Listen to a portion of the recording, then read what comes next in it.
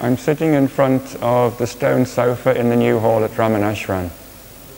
In the middle of the 1940s, the old hall became too small for all the devotees who wanted to see Bhagavan.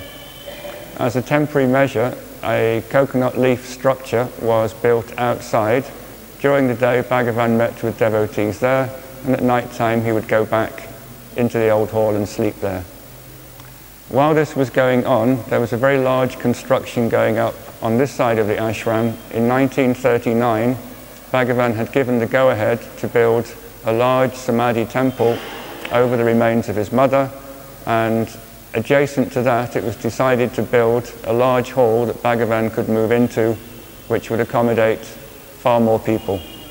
Bhagavan wasn't really in favor of moving in here, and I think the principal reason was he thought it was a bit too grandiose and too intimidating for many of the people who wanted to see him.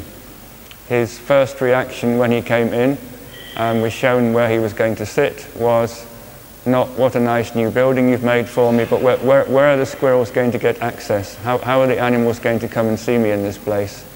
So his primary consideration wasn't that there was a bigger space. He didn't want his usual visitors to be inconvenienced.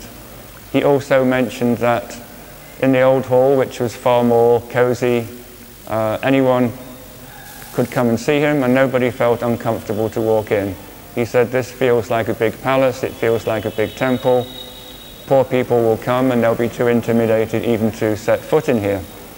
So there was definite resistance from Bhagavan to moving in here, and this was somewhat exemplified by the stone statue you can see behind me. A stone sofa was donated for him to sit on, and a sculptor was engaged to make this statue that you see behind me.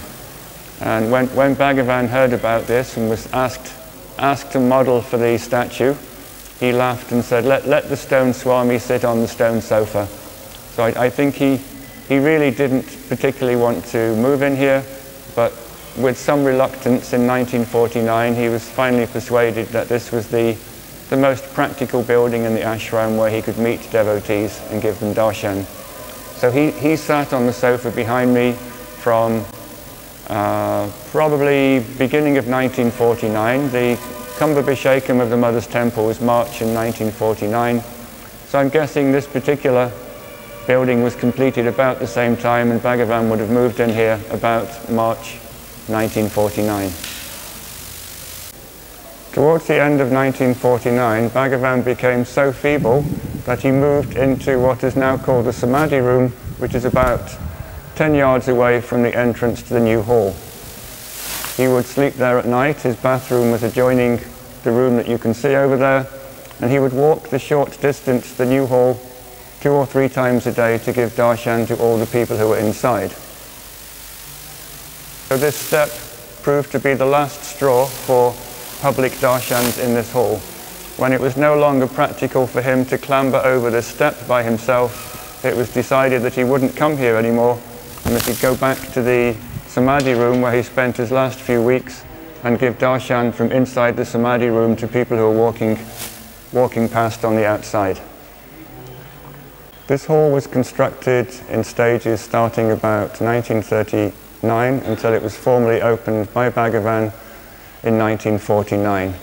Chinnaswamy, who was overseeing the project, had originally wanted this room to be a kind of entrance foyer for 2 different samadhis. He wanted his mother's samadhi to be in the temple over there, and he had a plan to have an access through behind the statue, behind the sofa, to have Bhagavan's samadhi located in that direction.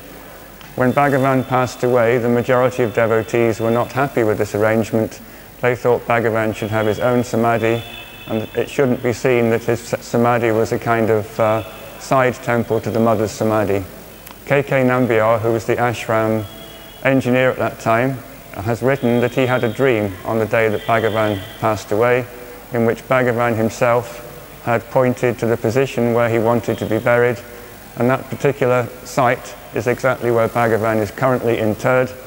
K.K. Nambiar talked to Chinnaswamy and somehow persuaded him to abandon his plan to make a samadhi over here, And as a result of K.K. Nambiar's dream, the Samadhi is where it's currently located and now has a large Samadhi building of its own constructed over it.